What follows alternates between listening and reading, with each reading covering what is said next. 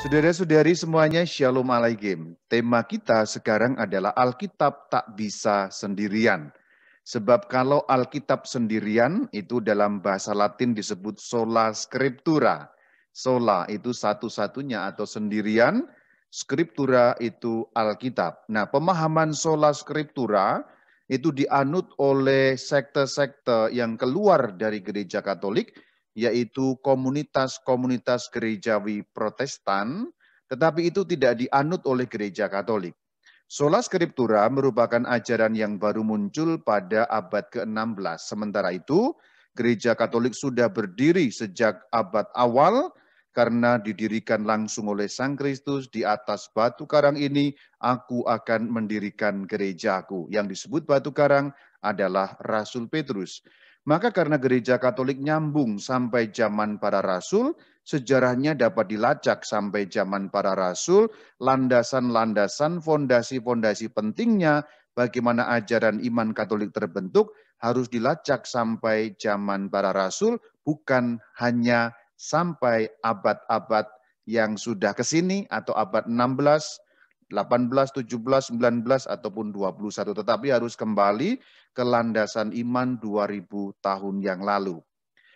Kalau kita melihat gereja Katolik, kenalnya kan gereja Katolik, sebenarnya nama lengkapnya Gereja Kristen yang Satu, Kudus, Katolik, dan Apostolik. Jangan pernah lupa. Jangan pernah lupa nama panjang gereja Katolik, Gereja Kristen yang Satu, Kudus, Katolik, dan Apostolik, dipanggil dengan sebutan singkat Gereja Katolik. Kalau kita membuka Alkitab Gereja Katolik pada bagian Perjanjian Baru, itu ada 27 kitab. Artinya Gereja Katolik mengakui 27 kitab dalam Perjanjian Baru sebagai bagian dari Alkitab, yaitu firman Allah yang tertulis. Ingat, dalam istilah Gereja Katolik, Alkitab selalu disebut firman Allah yang tertulis. Sebab ada firman Allah dalam bentuk lain, selain yang tertulis itu. Nah, kalau kita lihat sejarahnya, Perjanjian Baru itu diterima dari para rasul dan murid-murid rasul. Jadi Perjanjian Baru munculnya dalam sejarah gereja awal, dalam orang-orang Kristen awal, yaitu sejak masih zaman para rasul dan pasca rasul, itu ada dua golongan, yaitu Perjanjian Baru yang kitab-kitabnya diterima dari para rasul, dan ada bagian-bagian tertentu yang diterima dari murid-murid rasul. Jadi tidak semua kitab dalam Perjanjian Baru ditulis oleh para rasul. Nanti akan lebih dirinci pada bagian-bagian selanjutnya. Lalu bagaimana dengan Perjanjian Lama? Nah, Perjanjian Lama itu diwarisi dari umat Yahudi.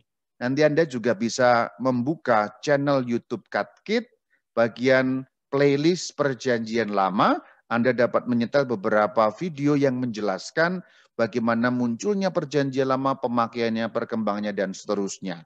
Jadi pendek kata, sebelum zaman Tuhan Yesus, sebelum zaman para rasul, sebelum lahirnya Tuhan Yesus di atas muka bumi ini, Perjanjian Lama sudah ada dan digunakan oleh orang Yahudi. Baik Perjanjian Lama yang berbahasa Ibrani maupun Perjanjian Lama yang berbahasa Yunani. Ada dua macam bahasa untuk Perjanjian Lama pada zaman Tuhan Yesus, yaitu yang berbahasa Ibrani dipakai oleh orang Yahudi di tanah Israel Palestina, di tanah Kanaan. Dan yang kedua, Perjanjian Lama berbahasa Yunani yang namanya Septuaginta, dipakai oleh orang-orang Yahudi di luar wilayah Kanaan, di luar wilayah Israel Palestina, karena mereka sudah kesulitan berbahasa Ibrani. Maka Alkitabnya dalam bahasa Yunani, yaitu bahasa yang pada zaman itu, kira-kira 200-an tahun sebelum Tuhan Yesus, sudah menjadi semacam lingua franca, atau bahasa pengantar, atau bahasa internasional. Internasionalnya Mediterania tentu yang dimaksud, atau Laut Tengah. Nah, Perjanjian Lama itu diwarisi dari umat Yahudi tetapi melalui para rasul. Karena para rasul menerima Perjanjian Lama sebagai Alkitab, maka kita menerimanya sebagai Alkitab juga. Jadi landasannya demikian. Kalau dulu seandainya, saya katakan seandainya, karena kenyataannya para rasul menerima. Seandainya dulu para rasul tidak menerima Perjanjian Lama sebagai Alkitab, tentulah kita sebagai orang yang beriman Dalam gereja Katolik juga tidak menerimanya karena para rasul tidak menerima. Tapi kenyataannya para rasul menerimanya. Maka kita pun menerimanya.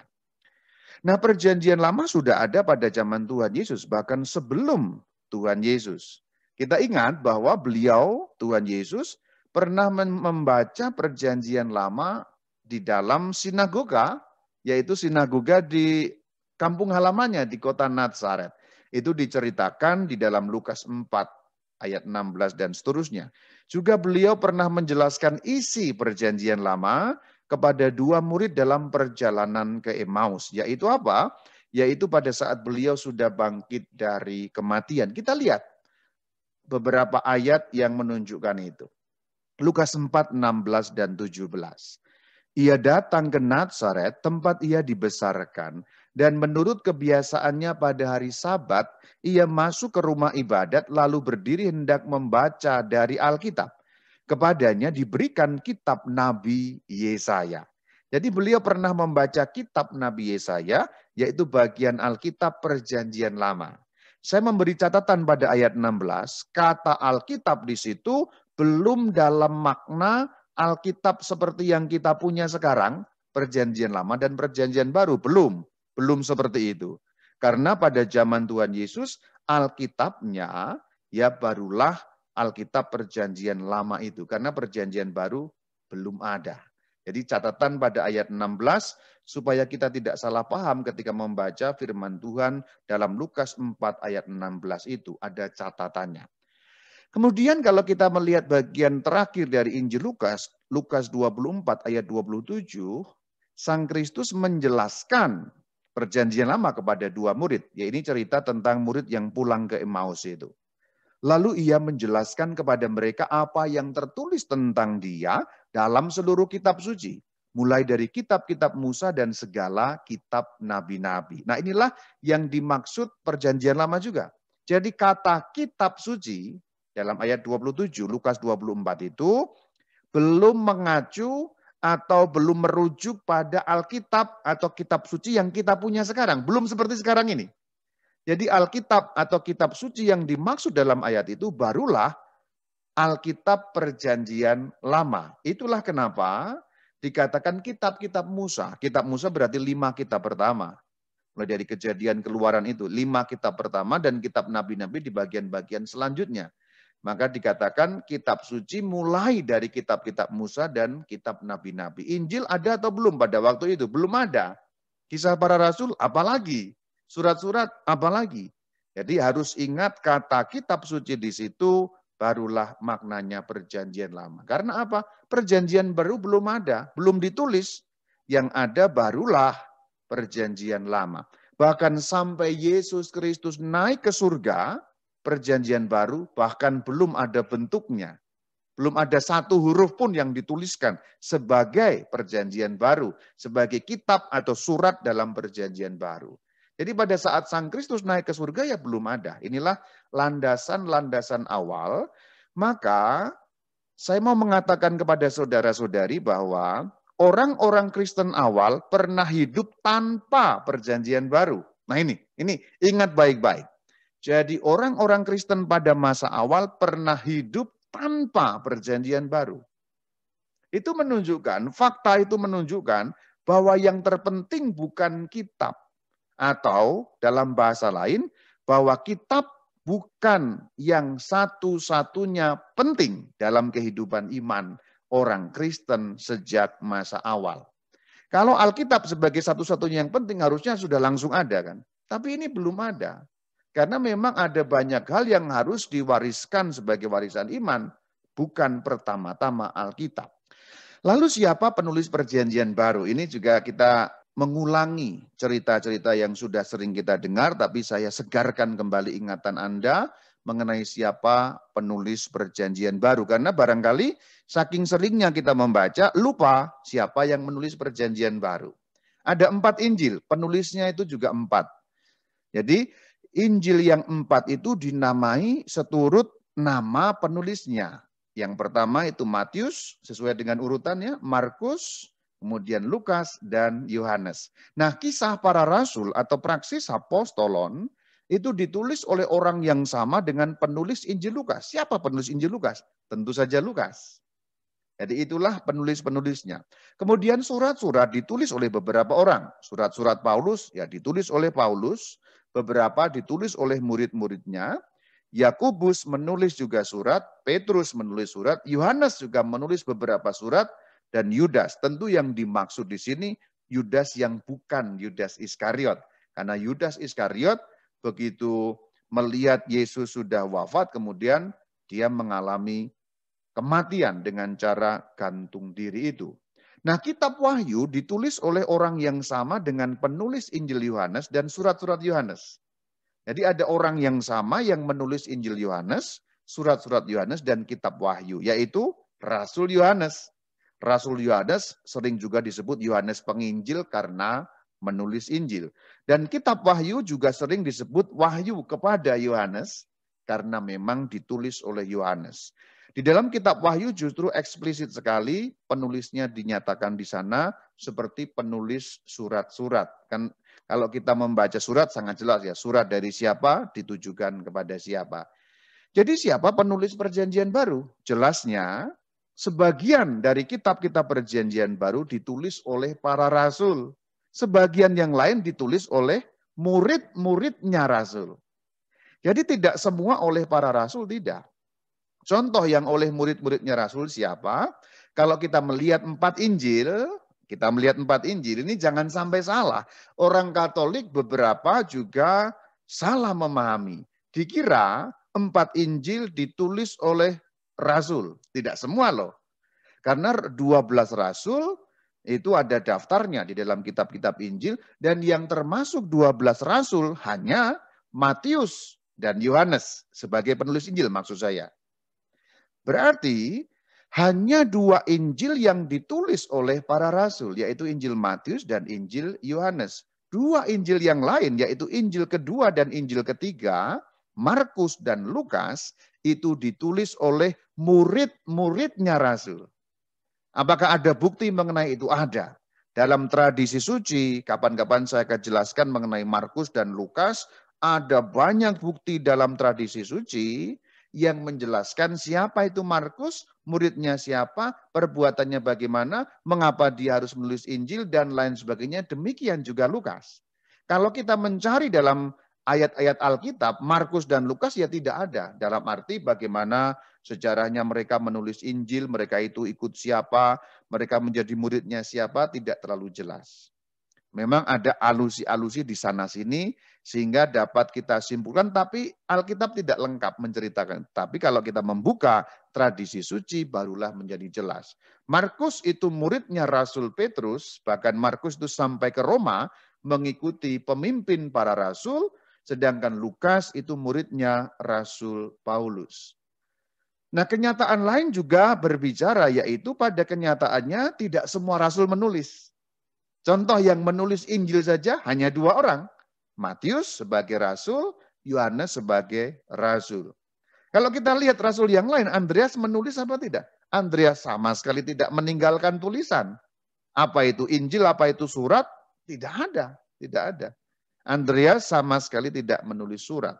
Contoh yang lain, kalau kita Filipus, kita lihat, apakah ada surat Filipus? Tidak ada.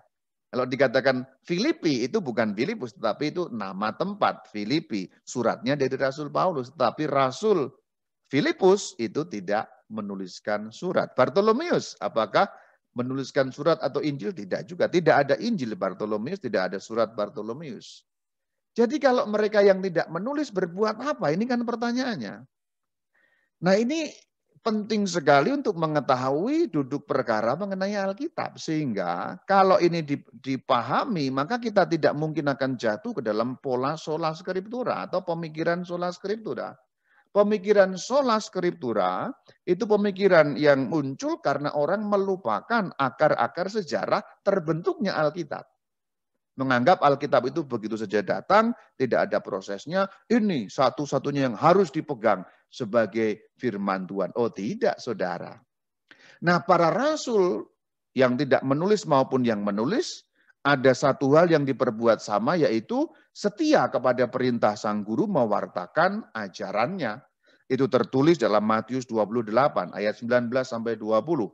Jadikanlah semua bangsa muridku, ajarlah mereka melakukan segala sesuatu yang telah kuperintahkan kepadamu. Ini saya cuplik satu penggalnya. Kalau nanti Anda lihat seluruh konteks ayatnya, mungkin Anda bisa lihat dari paling atas, 17, 18, 19, 20, Anda lihat seluruhnya bab bagian itu, Anda bisa melihat tidak ada satupun perintah menuliskan.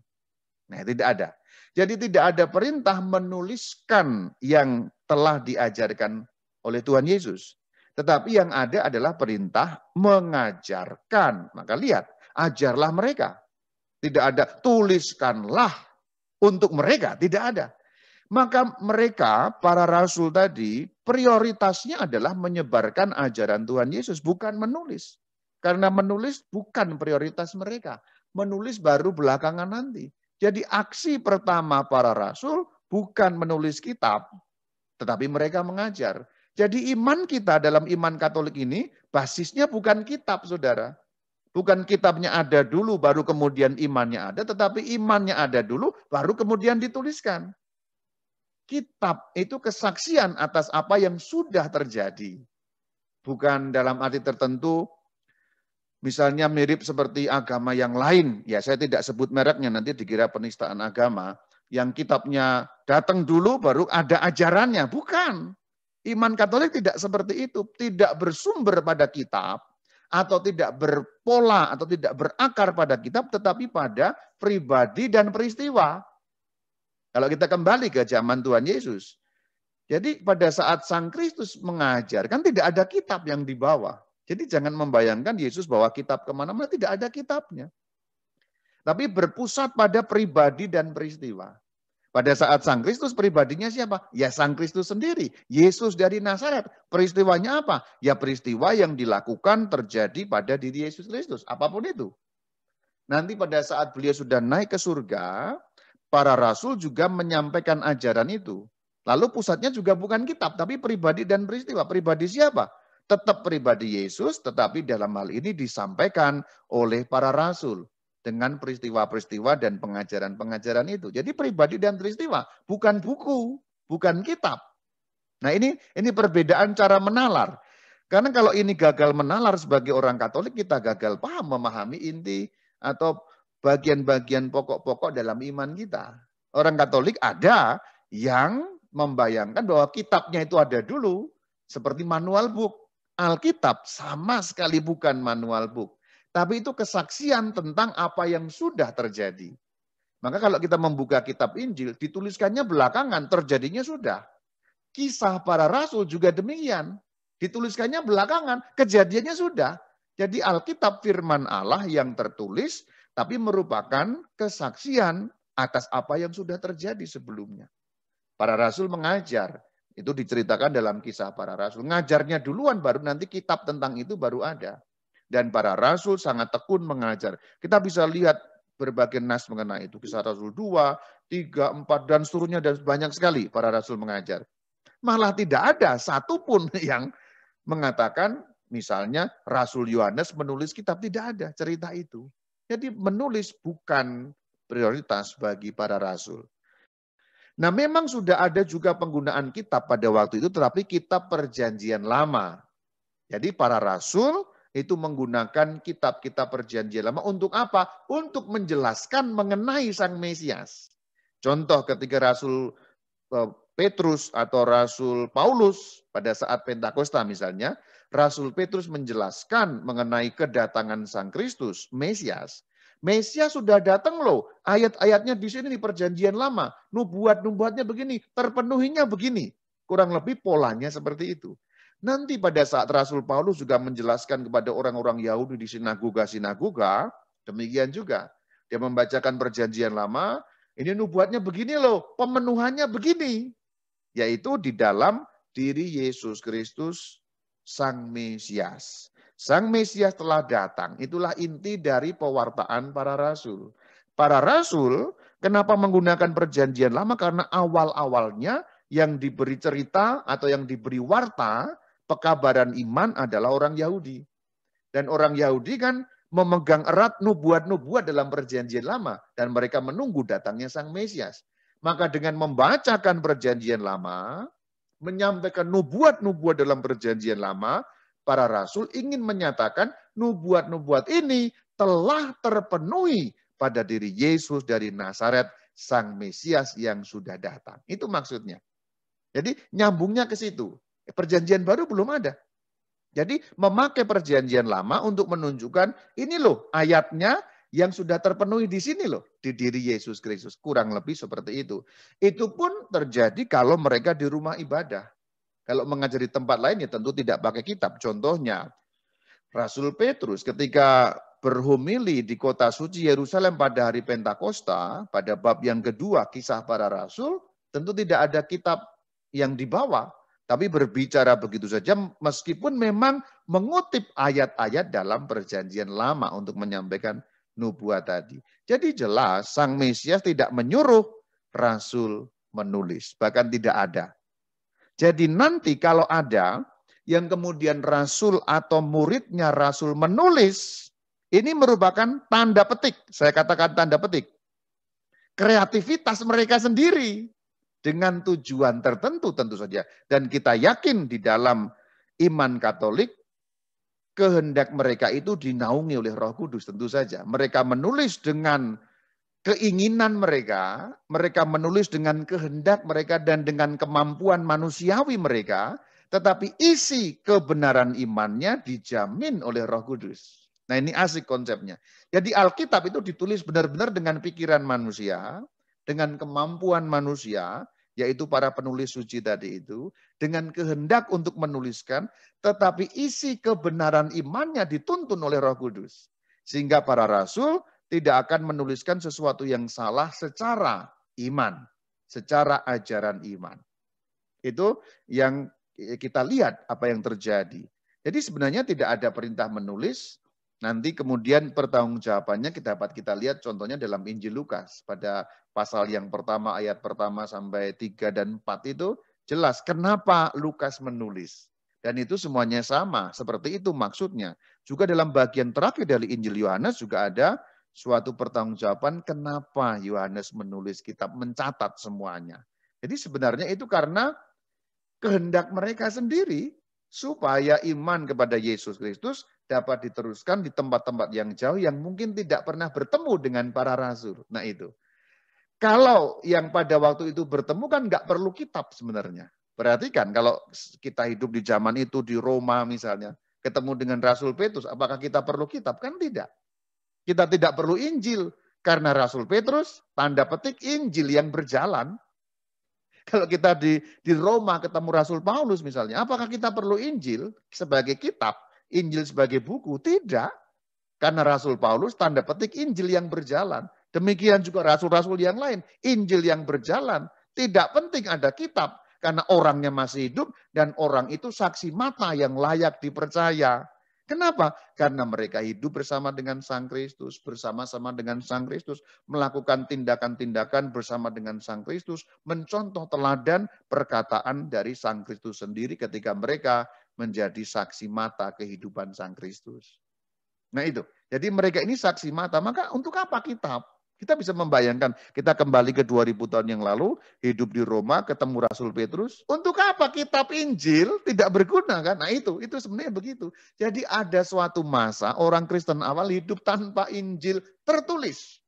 Jadi yang utama itu bukan tulisan, tetapi pengajaran langsung. Itu yang utama. Orang bisa bertanya langsung kepada para rasul jika ingin tahu tentang Tuhan Yesus. Maka kita segera paham. Yang utama, yang penting, yang terpenting bukan tulisan, bukan tulisan. Maka di sini kalau kita sudah mulai lihat kesejarahannya seperti ini, ajaran mengenai hanya Alkitab, itu mulai kita lihat lemah sebenarnya. Tentu kalau di sini saya menyatakan menolak sola scriptura bukan menyerang iman lain. Kita tidak pernah menyerang iman lain. Hanya mempertanggungjawabkan iman, mempertanggungjawabkan kenapa gereja Katolik percaya Alkitab, tapi bukan sebagai satu-satunya firman Tuhan. Karena ada jenis lain. Kan kadang-kadang juga orang Katolik atau iman Katolik kan diserang dari pihak-pihak orang yang sangat yakin pada sola scriptura. Harus bisa dibuktikan. Padahal kalau kita lihat kesejarahnya ya, sola scriptura, mohon maaf, lemah sekali landasannya. Juga baru muncul pada abad ke-16. Jauh setelah para rasul. Kita lihat bagaimana boleh dikatakan kurang lebihnya pola pada zaman para rasul. Dalam Kisah Rasul 8. Kisah Rasul 8 ayat 30 dan 31 ini menceritakan tentang Filipus. Meskipun memang ini bukan Filipus yang rasul, tapi polanya sama. Rasul-rasul juga akan seperti itu. Ketika ada orang lain membaca, orang lain tidak mengerti, maka dikatakan, Tuhan baca apa? Tuhan tahu apa yang Tuhan baca? Saya tidak tahu. Gimana aku tahu kalau tidak ada yang membimbing? Lalu Filipus naik ke kereta itu, kereta sida-sida, duduk dan memberikan bimbingan. Itulah yang terjadi juga dengan rasul-rasul yang lain. Ketika umat pengen tahu, ya mereka tinggal bertanya dan mendapat bimbingan langsung dari para rasul.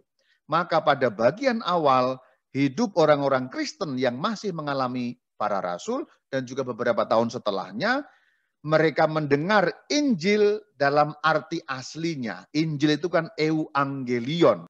Dalam bahasa Yunani, Injil itu aslinya euangelion. Kata Injil itu kan diterjemahkan dalam bahasa Indonesia tetapi melalui bahasa Arab.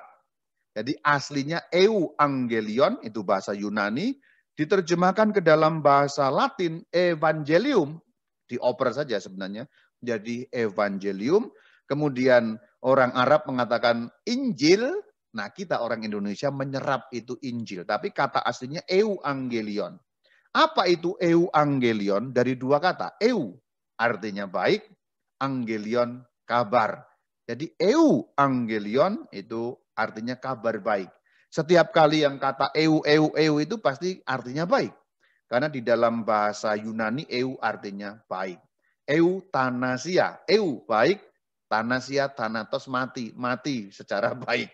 Kali-kali orang, tapi memang artinya disuntik mati gitu ya, dibunuh dalam arti orang supaya dimatikan dengan supaya tidak menderita terlalu lama ya, meskipun dalam gereja Katolik dilarang, tapi ada istilah itu euthanasia. Euangelion kembali ke sini.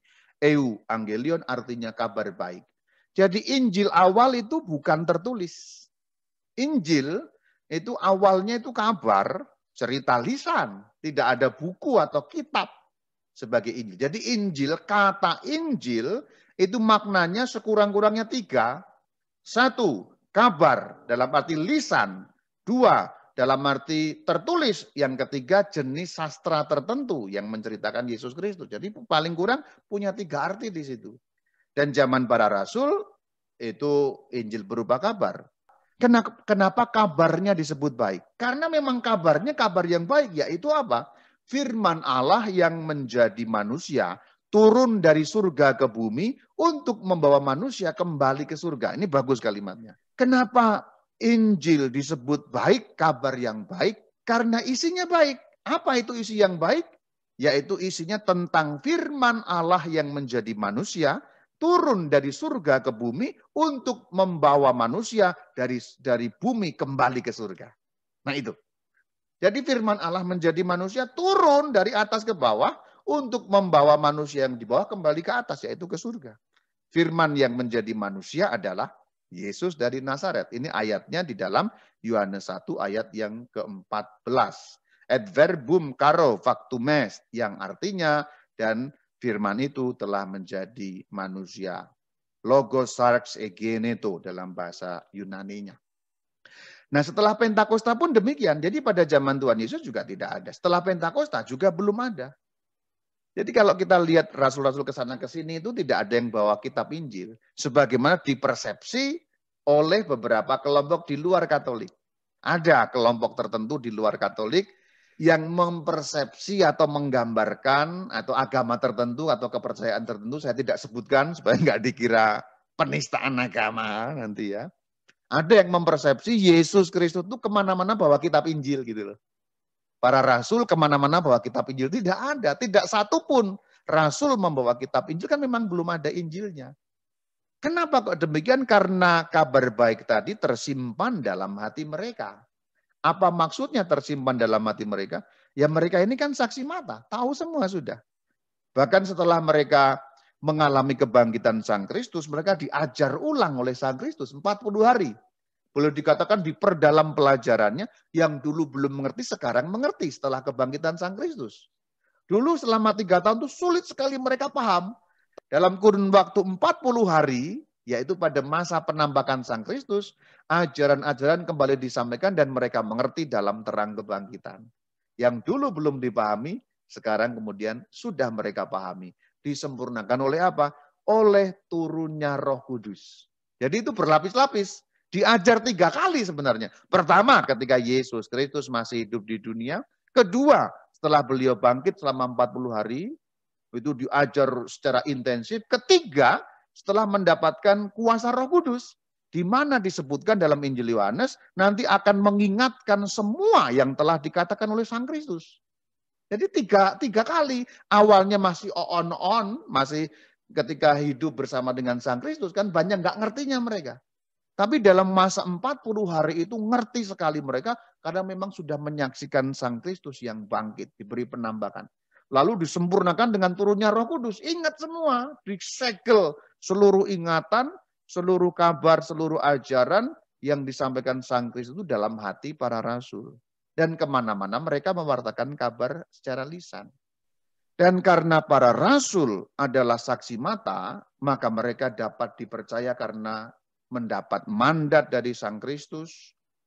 Mereka mengalami langsung Sang Kristus. Dan mandatnya itu di mana? Bagian yang itu loh. Kamu akan menjadi saksiku. Ya itu. Bagian yang lain dalam kitab Injil Yohanes, dalam Injil Matius tadi, pergilah ke seluruh dunia, itu mandatnya dari Sang Kristus. Dalam Injil Yohanes juga dikatakan, Bapa mengutus aku, sekarang aku gantian mengutus kamu. Nah itu mandat-mandat dari Sang Kristus untuk para rasul, bukan menulis loh ya. Bukan menulis. Tapi apa? Mengajarkan. Mengajarkan dan melakukan apa yang diajarkan itu. Contohnya, Ekaristi. Pada saat malam terakhir, ini sudah kita tahulah ini semua. Tuhan kan mengatakan, lakukanlah ini. Kemudian para rasul melakukan itu. Jadi bahasa gampangnya, sebelum Injil ada, misa sudah lebih dulu ada. Berarti apa? Kan berarti bukan satu-satunya Alkitab itu. Apakah firman Tuhan tidak disampaikan dalam misa? Disampaikan. Tentu dulu namanya belum misa. Ekaristi itu nama baru muncul abad kedua, misa baru abad pertengahan, tapi dulu namanya apa? Pemecahan roti, fraktio panis. Itu sudah ada. Boleh dikatakan hari pertama Yesus bangkit dari kematian, yang dilakukan pertama itu apa? Misa. Jadi prioritasnya apa? Misa dulu dibandingkan Alkitab. Nah gitu. Itu kalau kita lihat awalnya. Maka kalau kita lihat perbuatlah ini menjadi peringatan, itu dilakukan terus. Jadi kalau ada kelompok yang kemudian pada abad-abad selanjutnya membuang misa, lalu mempertahankan Alkitab, itu kebalik. Apakah berarti Alkitab tidak penting? Oh, tidak begitu, penting. Tetapi dengan mempertahankan Alkitab dan membuang misa, itu kan berarti membuang unsur penting dalam iman, dalam unsur iman. Yang benar apa? Ya mempertahankan Alkitab dan melestarikan misa, kan begitu. Karena ada kelompok-kelompok sekte di luar Katolik yang mencoret misa dari hidup iman mereka. Padahal mandatnya jelas, perbuatlah ini.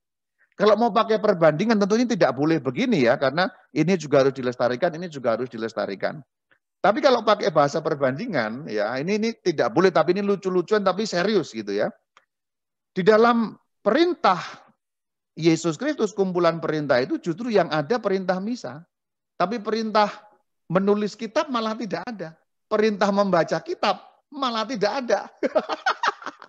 Jadi lucu-lucuannya, kan orang Katolik ini pada malas baca Alkitab ya.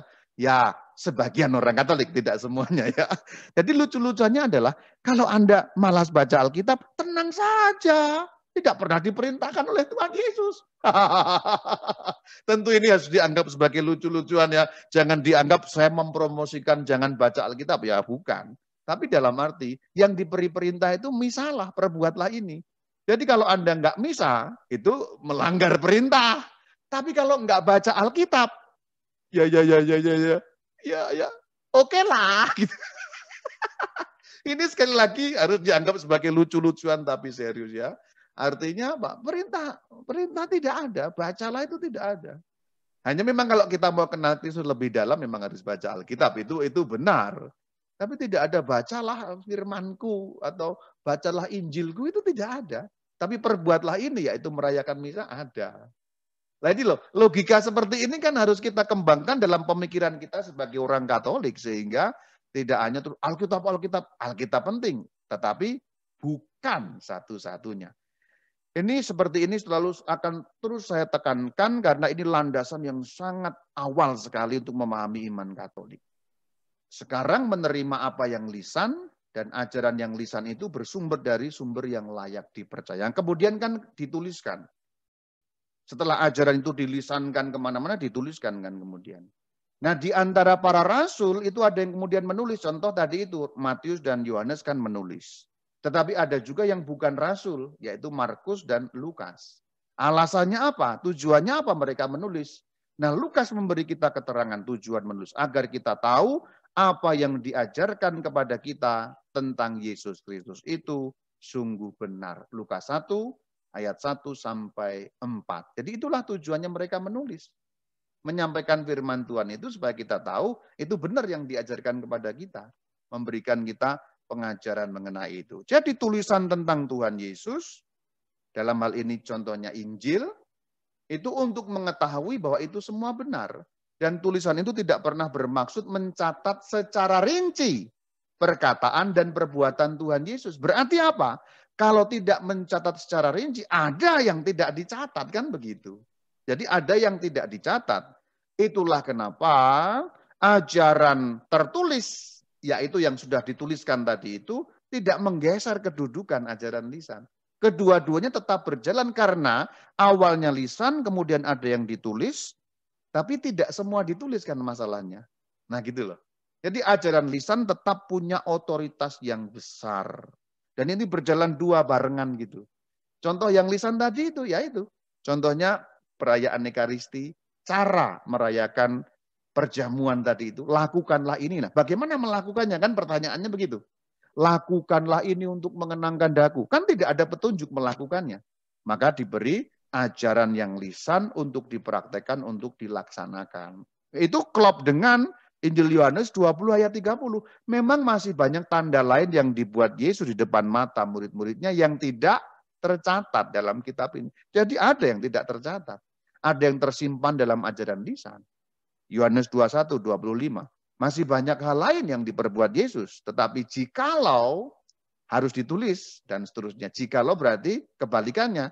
Berarti tidak ditulis semua. Ditulis tetapi tidak semua. Ya, contohnya sudah saya katakan tadi, pelaksanaan Ekaristi kan dipraktekkan.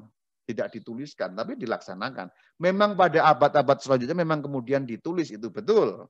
Tapi kemudian secara teknis istilahnya lisan. Meskipun pada abad-abad selanjutnya ditulis. Jadi Alkitab suci itu apa? Ajaran mengenai Yesus Kristus yang kemudian ditulis. Tradisi suci, ajaran mengenai Yesus Kristus kemudian dilanjutkan dari abad ke abad, dilisankan. Dan itu juga klop dengan perkataan Alkitab sendiri. Perhatikan kesaksian Rasul Yohanes. Ini Alkitab sendiri. 2 Yohanes, surat kedua Yohanes pada ayat yang ke-12. Bab 1 ayat 12. Surat kedua Yohanes bab 1 ayat 12. Perhatikan baik-baik kata-katanya yang sebenarnya langsung bertentangan dengan sola scriptura. Sungguh pun banyak yang harus kutulis kepadamu. Lihat ya, banyak yang harus kutulis. Aku tidak mau melakukannya dengan kertas dan tinta. Tidak mau menuliskan. Tetapi aku berharap berbicara. Jadi memang dilisankan. Berarti kalau hanya yang dituliskan, betapa sedikitnya. Betapa sempitnya, kan tidak. Rasul Yohanes sendiri mengatakan banyak yang harus ditulis itu. Tapi aku tidak lakukan dengan kertas dan tinta. Aku berharap bicara denganmu. Ditegaskan lagi dalam surat yang ketiga Yohanes. Pada ayat 13 sampai 14. Banyak hal yang harus kutuliskan kepadamu.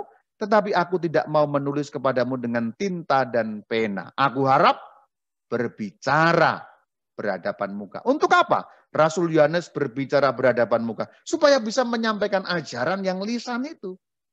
Yang tidak ada dalam tulisan. Berarti ada ajaran yang hanya ada dalam lisan saja. Ada juga yang di kedua-duanya. Di lisan ada, tertulis ada. Itulah kenapa gereja Katolik tidak pernah menganggap yang tulisan lebih penting daripada yang lisan. Tradisi suci dan Alkitab suci dan Gereja Katolik tidak pernah menganggap Alkitab suci lebih penting. Karena dua-duanya adalah penting. Dan itulah gereja yang asli sejak zaman para rasul seperti itu.